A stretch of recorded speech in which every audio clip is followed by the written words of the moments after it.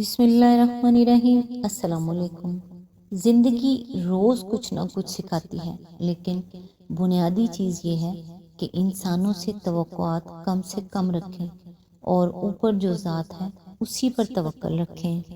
100 سال زندہ رہنے کے لیے 100 سال کی عمر ضروری نہیں ہے، صرف ایک دن ایسا اچھا کام کر جاؤ جس سے دنیا تمہیں سینکڑوں سال یاد رکھیں۔ جب مسئلے نہ ختم ہوتے ہوں اور نہ ہی حل ہونے کا نام لیتے ہوں تو استغفار اور درود پاک کو تھام لیں، اللہ تعالیٰ ہر چیز سے نوازتا جائے گا۔ جب آپ کے پاس کوئی پریشان حال، مجبور یا مصیبت زدہ ہو تو یہ نہ سوچیں کہ یہ اس کی آزمائش ہے، یہ آپ کی بھی آزمائش ہے۔ اللہ تعالیٰ سے دعا ہے کہ وہ ہم سب کو تمام پریشانیاں اور تکلیفوں سے بچائے، اور اللہ تعالیٰ آپ کو اور آپ کے تمام اہل و عیال کو اپنے حفظ و امان میں رکھے اور آپ کی تمام نیک اور جائز حاجات کو پورا کرے، آمین۔ آج انشاءاللہ سورہ نور کی آیت نمبر 2 سے سٹارٹ کریں گے، جو سلسلہ پچھلی دفعہ جہاں سے ٹوٹا تھا تفسیر کا، انشاءاللہ آج وہیں سے سٹارٹ کریں گے۔ اس کی تفسیر تفہیم القرآن سے بیان کروں گی۔ اعوذ باللہ من الشیطان الرجیم، بسم اللہ الرحمن الرحیم۔ پچھلی ویڈیو کے بارے میں تھوڑا سا بتاتی ہوں۔ پچھلی ویڈیو زنا کے اوپر تھی، زنا کے بارے میں جو النور کی آیت نمبر 2 ہے اس میں جتنی اس کی تفسیر تھی، جتنی بتا سکی، آگے آج وہیں سے سٹارٹ کریں گے۔ اور یہ سزا زندہ جلا دیے جانے کی سزا میں تبدیل کی جا سکتی ہے، جبکہ لڑکی برہمن ہو۔ شلوک 377۔ دراصل ان سب قوانین میں زنا بزن غیر ہی اصل اور بڑا جرم تھا، یعنی یہ کہ کوئی شخص خواہ وہ شادی شدہ ہو یا غیر شادی شدہ کسی ایسی عورت سے مباشرت کرے جو دوسرے شخص کی بیوی ہو۔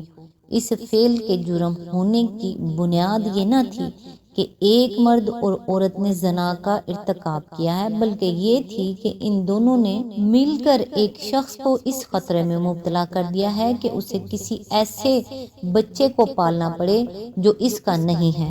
گویا زنا نہیں بلکہ اختلاط نسب کا خطرہ اور ایک کے بچے کا دوسرے کے خرچ پر پلنا اور اس کا وارث ہونا اصل بنائے جرم تھا، جس کی وجہ سے عورت اور مرد دونوں مجرم قرار پاتے تھے۔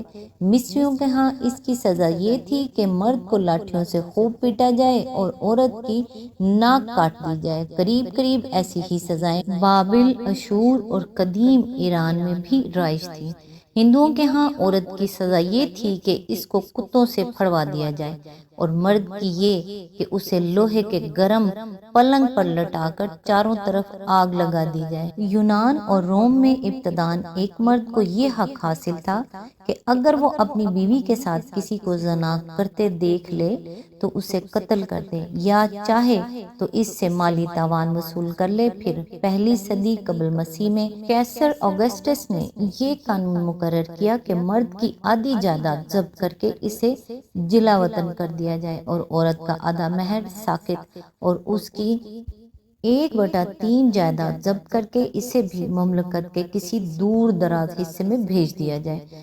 قسطنطین نے اس قانون کو بدل کر عورت اور مرد دونوں کے لیے سزائے موت مقرر کی۔ لیو اور مارشین کے دور میں اس سزا کو حبس دوام میں تبدیل کر دیا گیا۔ پھر قیصر جسٹینین نے اس میں مزید تخفیف کر یہ قاعدہ مقرر کر دیا کہ عورت کو کوڑوں سے پیٹ کر کسی راہب خانے میں ڈال دیا جائے اور اس کے شوہر کو یہ حق دیا جائے کہ چاہے تو 2 سال کے اندر اسے نکلوا لے، ورنہ ساری عمر وہیں پڑا رہنے دے۔ یہودی قانون میں زنا بزن غیر کے متعلق جو احکام پائے جاتے ہیں وہ یہ ہیں: اگر کوئی کسی ایسی عورت سے صحبت کرے جو لونڈی اور کسی شخص کی منگیتر ہو اور نہ تو اس کا فدیہ ہی دیا گیا ہو اور نہ وہ آزاد کی گئی ہو تو ان دونوں کو سزا ملے گی، لیکن وہ جان سے نہ مارے جائیں، اس لیے کہ عورت آزاد نہ تھی۔ احبار باب 19 آیت 22۔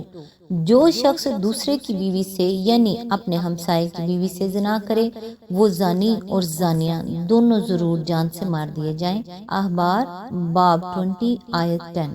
اگر کوئی مرد کسی شوہر والی عورت سے زنا کرتے پکڑا جائے تو وہ دونوں مار ڈالے جائیں۔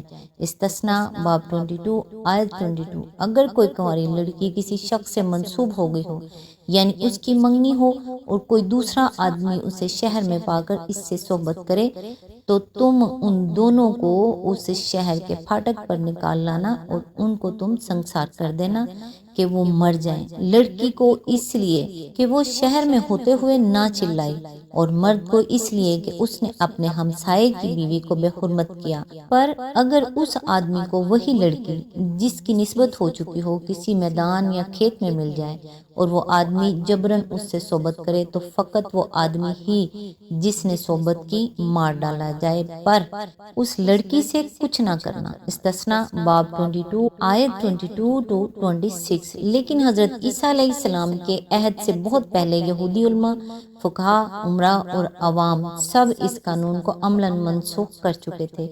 یہ اگرچہ بائبل میں لکھا ہوا تھا اور خدائی حکم اسی کو سمجھا جاتا تھا، مگر اسے عملاً نافذ کرنے کا کوئی روادار نہ تھا، حتیٰ کہ یہودیوں کی تاریخ میں اس کی کوئی نظیر تک نہ پائی جاتی تھی کہ یہ حکم کبھی نافذ کیا گیا ہو۔ حضرت عیسیٰ علیہ السلام جب دعوت حق لے کر اٹھے اور علماء یہود نے دیکھا کہ اس سیلاب کو روکنے کی کوئی تدبیر کارگر نہیں ہو رہی ہے، تو وہ ایک چال کے طور پر ایک زانیہ عورت کو آپ کے پاس پکڑ لائے اور کہا اس کا فیصلہ فرمائیے۔ یوحنا باب 8 آیت 1 to 11۔ اس سے ان کا مقصد یہ تھا کہ حضرت عیسیٰ علیہ السلام کو کنویں یا کھائی دونوں میں سے کسی ایک میں کودنے پر مجبور کر دیں۔ اگر آپ رجم کے سوا کوئی اور سزا تجویز کریں تو آپ کو یہ کہہ کر بدنام کیا جائے کہ لیجئے یہ نرالے پیغمبر صاحب تشریف لائے ہیں جنہوں نے دنیاوی مصلحتوں کی خاطر خدائی قانون بدل ڈالا، اور اگر آپ رجم کا حکم دیں تو ایک طرف رومی قانون سے آپ کو ٹکرا دیا جائے اور دوسری طرف قوم سے کہا جائے کہ مانو ان پیغمبر صاحب کو دیکھ لینا، اب تو رات کی پوری شریعت تمہاری پیٹھوں اور جانوں پر برسے گی۔ لیکن حضرت عیسیٰ علیہ السلام نے ایک ہی فکرے میں ان کی چال کو انہی پر پلٹ دیا۔ آپ نے فرمایا تم میں سے جو خود پاک دامن ہو وہ آگے بڑھ کر اسے پتھر مارے۔ یہ سنتے ہی فقیہیوں کی ساری بھیڑ چھٹ گئی، ایک ایک منہ چھپا کر رخصت ہو گیا، اور حاملان شرع متین کی اخلاقی حالت بالکل برہنہ ہو کر رہ گئی۔ پھر جب عورت تنہا کھڑی رہ گئی تو آپ نے اسے نصیحت فرمائی اور توبہ کرا کے رخصت کر دیا، کیونکہ نہ آپ قاضی تھے کہ اس کے مقدمے کا فیصلہ کرتے، نہ اس پر کوئی شہادت قائم ہوئی تھی، اور نہ کوئی اسلامی حکومت قانون الہی نافذ کرنے کے لیے موجود تھی۔ حضرت عیسیٰ علیہ السلام کے اس واقعے سے اور آپ کے چند اور متفرق اقوال سے جو مختلف مواقع پر آپ نے ارشاد فرمائے، عیسائیوں نے غلط استنباط کر کے زنا کے جرم کا ایک اور تصور قائم کر لیا۔ ان کے ہاں زنا اگر غیر شادی شدہ مرد غیر شادی شدہ عورت سے کرے تو یہ گناہ تو ہے مگر جرم مستلزم سزا نہیں ہے، اور اگر اس فعل کا کوئی ایک فریق خواہ وہ عورت ہو یا مرد شادی شدہ ہو یا دونوں شادی شدہ ہوں تو یہ جرم ہے، مگر اس کو جرم بنانے والی چیز دراصل عہد شکنی ہے، نہ کہ محض زنا۔ ان کے نزدیک جس نے بھی شادی شدہ ہو کر زنا کا ارتکاب کیا وہ اس لیے مجرم ہے کہ اس نے اس عہد وفا کو توڑ دیا جو قربان گاہ کے سامنے اس نے پادری کے توسط سے اپنی بیوی یا اپنے شوہر کے ساتھ باندھا تھا، مگر اس جرم کی کوئی سزا اس کے سوا نہیں ہے کہ زانی مرد کی بیوی اپنے شوہر کے خلاف بے وفائی کا دعویٰ کر کے تفریق کی ڈگری حاصل کر لے، اور زانیہ عورت کا شوہر ایک طرف اپنی بیوی پر دعویٰ کر کے تفریق کی ڈگری لے اور دوسری طرف اس شخص سے بھی تاوان لینے کا حقدار ہو جس نے اس کی بیوی کو خراب کیا۔ بس یہ سزا ہے جو مسیح قانون شادی شدہ زانیوں اور زانیات کو دیتا ہے، اور غضب یہ ہے کہ یہ سزا بھی دو دھاری تلوار ہے۔ اگر ایک عورت اپنے شوہر کے خلاف بے وفائی کا دعویٰ کر کے تفریق کی ڈگری حاصل کر لے تو وہ بے وفا شوہر سے تو نجات حاصل کر لے گی، لیکن مسیحی قانون کی روح سے پھر وہ عمر بھر کوئی دوسرا نکاح نہ کر سکے گی۔ اور ایسا ہی حشر اس مرد کا بھی ہوگا جو بیوی پر بے وفائی کا دعویٰ کر کے تفریق کی ڈگری لے، کیونکہ مسیحی قانون اس کو بھی نکاح ثانی کا حق نہیں دیتا۔ گویا زوجین میں سے جس کو بھی تمام عمر راہب بن کر رہنا ہو، وہ اپنے شریک زندگی کی بے وفائی کا شکوہ مسیحی عدالت میں لے جائیں۔